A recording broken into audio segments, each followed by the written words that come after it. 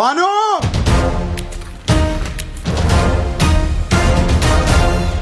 خانم گو خوردم. آقا میگه به من میگن نادر تتو. چند سال پیش با 2 تا دوستان موسی هاشم کلی پول دزدیدیم، تبدیل به بیت کوینشون کردیم و ریختیم تو فلش. الان همه اینا رو این داره میگه؟ خفه شو. چشم. آقا میگه رمز فلش رو 3 تیکه کردیم. تیکه اولش رو بازوی هاشم، تیکه دومش رو دست موسی و یه تیکش هم رو پای خودم تتو کردم.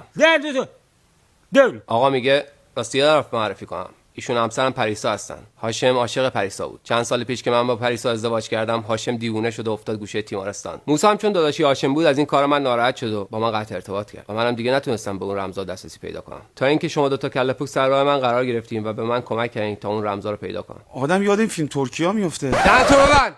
الان تکلیف ما چیه؟ فلشو میدینم میرین. اگه ندیم چی میشه؟ بابا چرا منو میزنین؟ به خدا این علی فلش رو اوپن جا گذاشته. مگه نه علی؟ نه اتفاقا این سری همراهمه، فراموش نکردم. خاک تو سرت علی. یعنی چی؟ پاشو بریم بازی خوردیم. علی بیت کوین و علی احمق الان جونمون واجب تره، پاشو بریم.